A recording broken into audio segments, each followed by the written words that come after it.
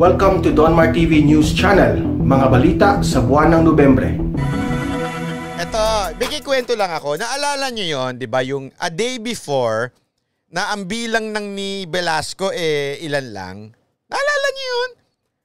Yung pinapapirma sila, wala pang ang 150. Yung bilang niya. Tapos biglang kinabukasan, yung nilusob nila yung Congress, pumalo na sila ng 200 plus. Di ba? Naalala nyo yun? Kasi nag-rally sila dun sa Celebrity Sports Plaza. 100 plus lang.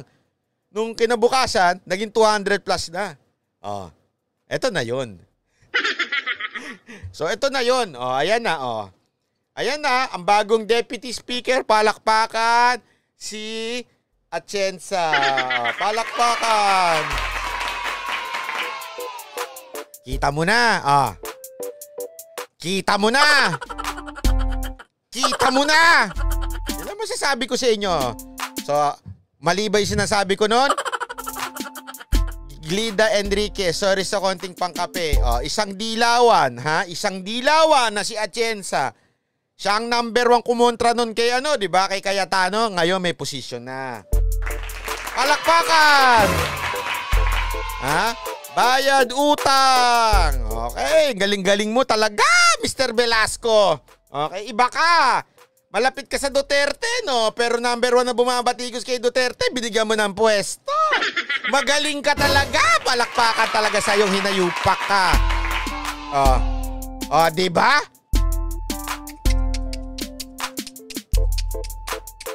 You're the man, Velasco. Ha?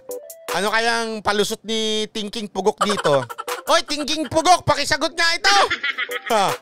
Sige nga, pakitanong nga dito kay Thinking Pugok. Oy, bakit mo naman yung kaibigan mo binigyan ng pwesto tong dilawan na ito? Alam nyo ba, yan si Atienza na balita ako sa isang, hindi ko na lang papangalanan yung official na yun sa DFA. Pero kilala nyo na yun sigurado. Yung official na yun, lagi niya sinasabi sa akin, alam mo ba isang cause na kaya tumagal yung Department of OFW dyan sa Kamara, ito si Atienza. Ang daming alam nitong Atienza na ito, ABS-CBN, pinipilit niya. Tapos biglang, ang isa pa lang kaya na pending ang medyo tumagal yung Department of OFW sa Kamara. Daw, ha? Dahil dito kay Atienza. Na priority ni Pangulong Duterte ang Department of OFW. Ngayon, yung pumipigil, nagkapwesto pa. Palakpakan! Sige nga ano kayang palusot ni Thinking Pugok dito? Yung budget daw, mula nung nagkaroon ng leadership change, ano nangyari?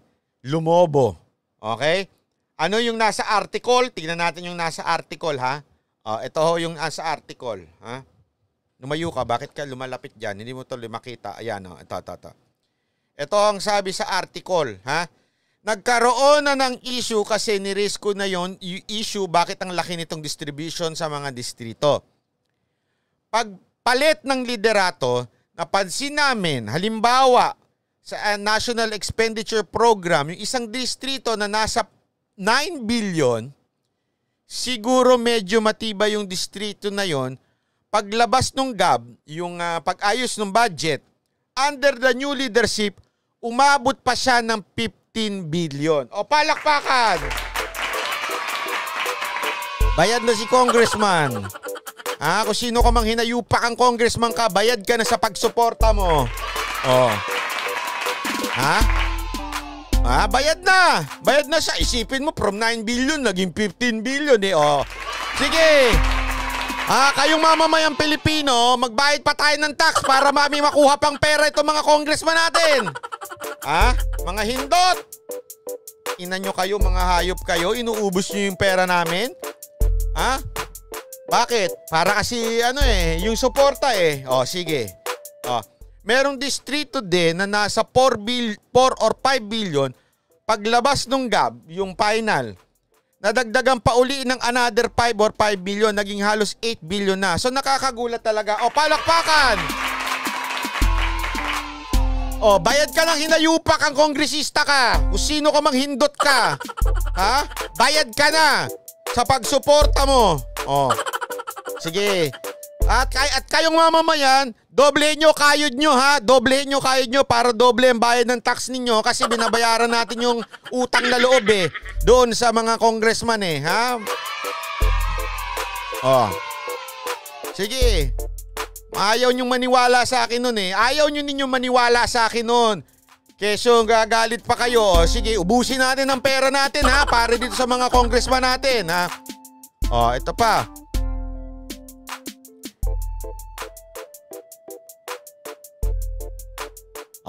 Nung nagpalit ng liderato, nagpalit ang ihip ng hangin. Yung iba from NEP nabawasan sa pagdating sa GAB kasi nga under the new leadership. Okay, so yung malapit sa kusina, yun ang nagdagdagan at yung mga outside the Kulambo, yun ang nabawasan. Palakpakan! Gantihan na, di ba? Yan, gantihan na yung mga kaalyado ni Cayetano. Kahit kailangan nila, tinanggalan ninyo mga hindot. Ubos ang pera nating mamamayang Pilipino dahil sa ganito. Sige ha. Hindi ngayon nagtataka tayo, di ba? Nagtataka tayo bakit pinagpilitan na bago matapos yung budget gusto magpalit ng leadership kahit na sinabi, di ba? Sinabi na nga pagtapos na maipasay ang budget, doon tayo magpalit ng leadership. Ayaw pumayag. Bakit? Ito na ang resulta. Di ba ayaw nilang pumayag nun Bakit?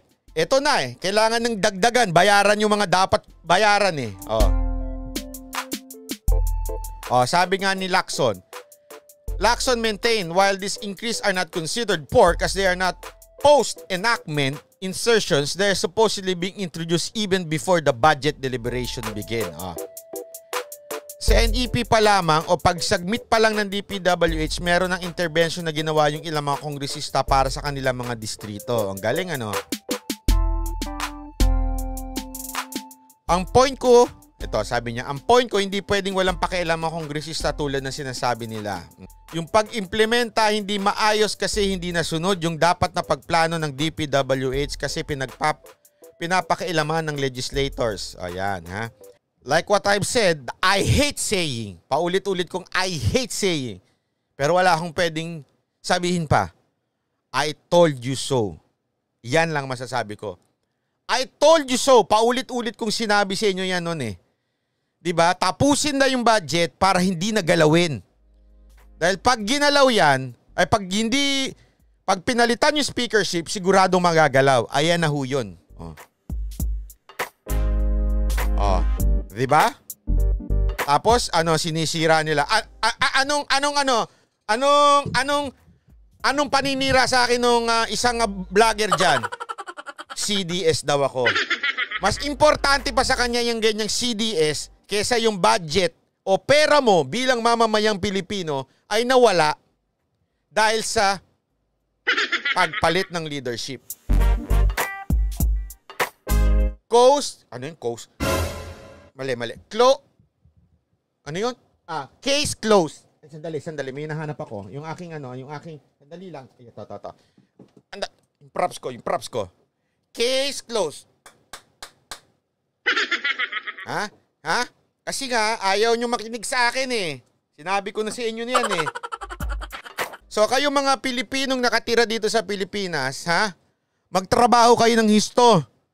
Tapos magbayad kayo ng tax. Bakit? Kailangan ng mga congressman natin